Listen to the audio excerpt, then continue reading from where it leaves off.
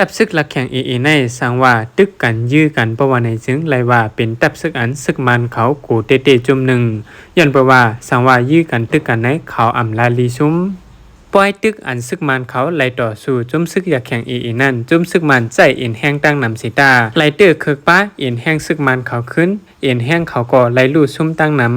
ในนาซึกเมืองหลักแข่งนาลินอันซึกมันเขาไล่ต่อสู้ปึดตึกกันดังจุ่มหลักแข่งนั่นจุ่มซึกมันใจเอ็นแห้งตั้งนำเสส่งเอ็นแห้งซึกมาแถมสีตาเอ็นแห้งไล่ลู่ซุ่มต่อถึงตับปอลู่แล้วกว่าไหนไล่หูดีเขาปืนตีลัดในหนังไหนปอยตึกหิมวันอาวาตองแลตับน้ำตองหมออูจีเวงเกี่ยวผิวนั่นไล่เป็นมาเตเจเมอร์เลินเมเสพองปอยปังตึกนั่นไผ่ซึกมันไล่ใจเอ็นแห้งซึกอ่ำย่อมหมอโคกปากก่อสีตาถูกเตอร์เคิกต่อจุ่มซึกเขาขึ้นจุ่มซึกเขาลู่ซุ่มกว่าดังน้ำย้อนนั้นแหละจุ่มซึกมันไล่ซุ่มเอ็นแห้งแทงสองปากปลายกว่าตีตับน้ำตองหมออูจอมตั้งน้ำเมื่อจุลายวันที่21-22วันนั้นเสเอาก้นมาเจ็บขึ้นออกมาเย่าเมื่อจุลาย23วันนั้นไล่เอาเครื่องมิ้นปึดตึกจ่อยตีหิมวันปังปิ่นไต่เครื่องแหล่วันอาวาตองนั่นอยู่ยาวเลยสินั่นตีเว้งจิตตัวยอันตีจังเป็นม้าปล่อยตึกนาลินนั่นก็ซึกมันไล่แถมแห้งซึกเสห่างแฮนลองแกดเคไว้ในยาวตีปล่อยตึกเกี่ยวผิวเกาหลีตีตับไปย้ำหลับอันมีปล่อยตึกนันเกาหลีซึกมันไล่ตายอยู่ย้อนสไนป่าไผ่มือแมนซึกหลักแข่งเขาเสจันเจ้านาตีเขาก็ไล่ตายป้าย้อนโลเอ็นแห้งซึกใหญ่น้ำในนาซึกเขาแหล่จุ่มซึกมันไล่ถอนเอาตับซากาค่า10อันตับอันไล่ลู่ปลายนั่นเสตีเว้งปานต้องเติงป่าคือนั่นกว่าจู้ปล่อยตึกนัดเยกันเติงมากวยกำเหลียวอยู่ยาวตับซึกเขาอันนั่นก็ต่อถึงจุลาย26วันไล่ถูกตับซึกอยากแข่งปิกอึดตึกไว้แหล่ไล่เอาเครื่องมิ้นตับหมักลงมาล่า368เขานั่นจอยยื้อปันคือใหญ่ๆอยู่ยาวหรือสินั่นซึกจุ่มอันสูงกว่ายอแหล่ซอตาเฮปิกอยากแข่งไล่แข้งนั่นก็เอ็นแห้งไล่ตายเป็นปากเสในวันเมื่อไหร่ไล่ส่งกาตับซึกกว่าจู้ตั้งเวงซอแทงในยาวจุ่มซึกมันตึกคัดใจเอาแผนการปากวันเสตากุ้มกำนาตียาวเอาตับซึกเขาไว้ตีกุนปากน้ำเอียวตีเสปืนภาวะก้นซึกเขาเจือนมานาซึกจะนั่นไล่อ่องป้อยว่าไหนก้อยกานาลินเตในแผนการเฮปิกและแข่งปอจันนั่นเอ็นแห้งไหลลู่ซุ่มตั้งนำเสียมกาไหลซุ่มปะตับปังเช้าใหญ่แหล่ตีเว้งปะเต่งอันเป็นเงางุ้นเติงซึกปอตกจันนาตาค่านั่นก่อไหลหางแฮนแกดเคไว้ในอยู่ยาวไล่ว่าอ่ำง่ายหนังกวนคณะโครงสร้างเฮ็ดออกไหลหางก้อยกองหลงอันยืดทับกันไหลหลายลู่จุ่มซึกล็อกคิดไฟดาปากาผ่าเติงมาก้อยเฮ็ดออกหมากล็อกแกตอันปล่อยทับกันหลายลูกอ่องมันกว่าเย้าวันไหนจุ่มซึกล็อกคิดไฟดาตับปกป้องปากาผ่าเจเติงมาก้อยอันโฮมกันดังจุ่มลูกเพื่อนปืนตีเสตรงหนึ่งกันซึกอยู่ในเติงเจแกงมาก้อยตาหรือแลเติงเจแกงนั่นไหลเฮ็ดออกหมากล็อกแกตอันจ้างปล่อยไล่ทับกันหลายลูกไล่อ่องมันกว่าเย้าไล่ผู้จำหนังไหนตอนตัดตีตึกยื้อซึกมันจุ่มก่อการให้แหล่อองตียังอันการซึกเขานั่นไล่เฮ็ดออกจำตัวหางก้วยหมักล็อกแกตอันปล่อยทับกันในไล่อองมันกว่าเสแหล่ไล่ต่างลงวิดีโออันจำปล่อยนั่นจุ่มซึกล็อกแคตไฟดาเขาไล่ผลเผาออกเมื่อวันที่25เดือนตุลาคมนั่นยาวจุ่มซึกล็อกแคตไฟดาตับปกป้องปากาผ้าจุ่มแกดเขคนเมืองเติงมากไว้ในตึกเฮ็ดสั่งลองเฮ็ดออกเครื่อง24อัมกาไหลตรงหนึ่งการซึกไว้ในเจเวงมินปูหย่องอูสวยโปตีเปยินปะโคบกูมิดเขียวเกี่ยวปันตองแหล่ปอกเจไหนและหูข่าวมาหนังไหนซึกมานเป้กินก้นเมืองแทงยาวคาพี่น้องเขาซึกมานลำติงยับปอดทุบก้นหวานในเจเวงหย่างานซึกมานลำติงยับปอดทุบก้นหวานในเจเวงหย่างานจึงได้ประจันก้นเมืองไม่ใจลองห่มลมอ่อนกันไปออกวานวันที่22เดือนตุลาคมในซึกมันตั้งตับซึกปลดปล่อยก้นเมืองธนู DPLA เป็นปังตึกกันตั้งวันสินซาเปียไว้นั่นวันที่24เดือนตุลาคมถึงวันที่27ในซึกมันแถมแห้งซึกโทษซึกเขากว่าในวันเกี่ยวเงียดแหล่วันสินซาเปียตีเงียบปอดทุบก้นวันชาวปลายกำพองไปรอดมากขึ้นสิตาจึงเงียบตีเงียบไว้ตึกมีอยู่ตั้งนำวันไหน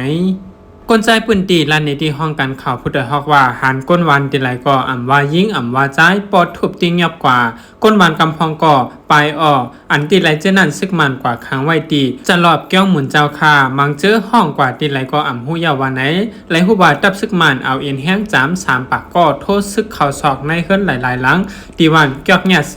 ตียบกว่าก้นปืนตีเศร้าปลายเจียมยิงเจียมใจตามมุ่งหอเฮิรน4เฮิรนไว้นั่นข่าวลือออกมาว่าก้นซ้ายก่อนหนึ่งถูกซึกมันป้อทุบเฮาแห้งถึงตีไหลตายวันไหนก้นซ้ายก็นั่นเป็นไผจือสั่งอันว่าแน่นเตอ่ำไปมีไผยืนยันเลยย้อนเปิดซึกมันลำติงยับก้นวันแหลกก้นวันมีลองห่มลมแหลกก้นวันเกี่ยวเงียด10หลังเฮิรนไปไหลออกไปในวันนั้นไว้อยู่นั่งยิ่งอยู่เช้าวันเกี่ยวเงียดอันเงื่องไปไว้ลันในตีห้องกันเขาว่าเงื่องไปไว้ในดีเลยสิเปิ้นยาวคาตั้นไหลออกมาสังปอซึกมันเขาปักตับในวันเตจังออกยาวคาเงาลายในปืนตีนิ่มเช้าไหลไม่ใจไว้อวันไหน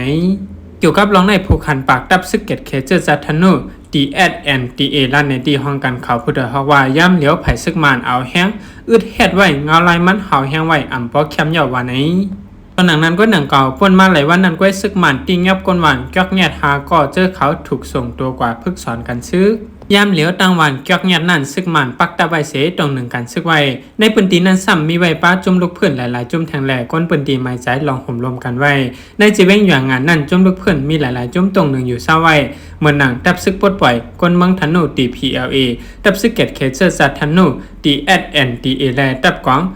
1003จุ่ม PTF อันอยู่ใต้ NUG จะในตรงหนึ่งอยู่เศร้าไว้นอกเลยสินั่นเตมีตับซึกมันจุ่มปิวจอที่แหลปิวตุจิตเจอในก่อตรงหนึ่งกว่ามา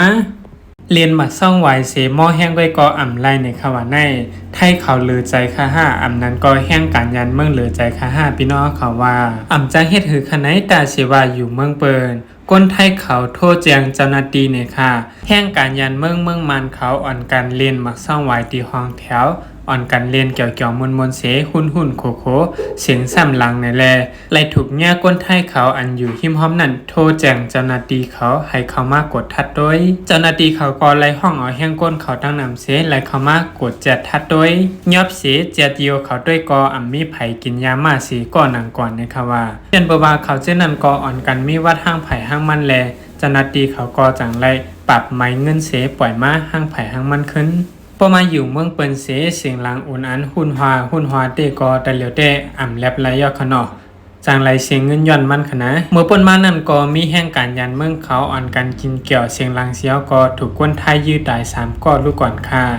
ยันนั่นแลอยู่บ้านเปิ้นเมืองเปิ้นก็เปิ้นจ้างเฮามาติ๊กๆยอขนออ่อนกันอยู่เย็นๆทั้งไผทั้งมันในตีลีเลยเปิ้นยอค่ะCSSSA เอาแห้งก้นโหปากลงหบทบปอเมก้นเมืองแหล่จอยแถมก้นเมืองเดี๋ยววันที่19ต่อแพรวันที่25เดือนตุลาคม2026เดือน8 5ค่ำต่อถึง11ค่ำปีได้2-1ป่าปลายเช้านี้ภูมิบุญพรแก้มผู้จัดการนาซึกดับจม505ของสิเอาขึ้นจึงได้ดับซึกจึงได้CSSSA ไลออนโหไผ่ซึกไผ่ยูรีไผ่ลุ่มแหล่ไผ่ซึกก้นเมืองแห้งก้นหมอก2ป่า67ก็ลงตรงหนึ่งเต๋เอาวันหน้าซ้ายจางแสงถึงวันโคซ้ายเมืองโปบจีเว้งหมอกใหม่ลงเหตุการณ์ปกป้องจอยแถมก้นเมืองยศยาด้วยถึงปันปลายอยู่หลีก้นซึกก้นเมืองในนาทีกุมกำนั่นอยู่ยาวในวันที่25เดือนตุลาคม2026นั่นดังเก่าแก้มผู้จัดการนาซึกดับจุ้ม505ไลออนโหจุ้มก่อกำกันจุ้มไผ่การล้มไผ่ซึกไผ่อยู่ลีก็มาดีเมืองโปบก่อนแหลกางเกในเมืองโปบจีเว้งหมอกใหม่เช่นนั้นเสจัดเฮ็ดปังหบทบปั่นความหูก้นเมืองหมอบอาบจอยแถมข่าวสารปั่นก้นเมืองเจออันตุกยากแห้งตา84ถงอองตีวัดแก้วกุ้งเป้าเมืองโปบจีเว้งหมอกใหม่ในปังหบทบนั้นมีสังขาเจ้าผู้ใหญ่ก้นหลงอีกปอเมก้นเมืองขึ้นหอด1ป่า58ก้อนในยาวแก้มผู้จัดการดับจม505ไล่หมอกลาดปั่นตั้งหูปอเมก้นเมืองรวย6คอ1ลองอยู่เศร้าก้นเมืองแหล่ก้นซึกให้เหมือนนำแหล่ป๋า2ลองหมอจอยแถม3ลองก้นเมืองเขาไปออกเมือง4การผูกซ่อมให้อ่อนกันผูกโดนหมอกหมากเข้ายาวเจียมเจในแก้มผู้จัดการนาซึกดับจม505ไล่หมอกลาดกว่ารวยหูคอ1ลองไล่ขอดพอดเป็นมาจุ่มไผ่ปกป้องจอยแถมก้นเมือง2เงาลายการเมืองการซึกแหล่ก้นเมืองวันเมื่อใน3ขอยังอันลงจอยการงานก้นเมืองในปืนตีแหล่การลักไผ่ปกป้อง3ข้อ4ลองปั่นตั้งใจแถมตีก้นเมืองเจอตุกอยากแห้ง5ลองหมอหักษาเกตเคตีลินไผ่มัน6 ลองพยายามเมากำ7ลองตุกย้อนก้นเมืองให้ปั่นข้าวย้ำลูกล้างเจ้าเก่าน้ำ8ลองตุกย้อนก้นหนุ่มในเอิงวานให้มีลองเยี่ยนกันลองหัดหารอย่ากองล้างต่อปอแม่แหล่การปุนพรเฮาเจอในเยาหรือสินั่นก้อยอำกาอันเป็นเจ้าหน้าที่อุปเปิงผู้จัดการตับกองผู้จัดการพายุลีโหจุ้มโหเอิงเจ้านั้นก็ไล่หมกลาดขอความปั่นต้องคู่คนเมืองกว่าเหมือนกันอยู่ยาว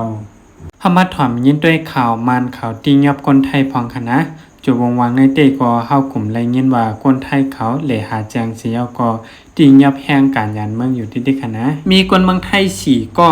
กว่าใครที่ดีตาคิเล็กเสียก็ญาศึกมานเขาเอาตั้งผิดว่าเหตุการณ์ต่อร้องรวยพิษปักเปิงอ่ำถูกไม้มีวันเมืองในเสตียับเขา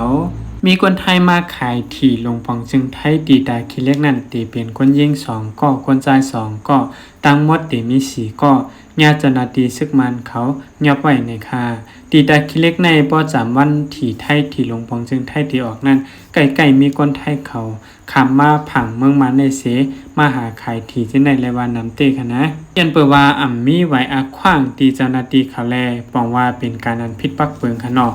ปักเปิงมันก็เมื่อปี2019นั่นเต้เขาไล่เตรียมออกว่าสังว่ามาเฮ็ดซึ่งหนึ่งนั้นไหนเตมีตามคอก6เลือนดอกป้อเผียว1ปีขนอดตามมันเมาสุดมันก็เตยปรับเงิน50,000ดอกป้อเผียว100,000เงินมันว่าในค่าอ้อ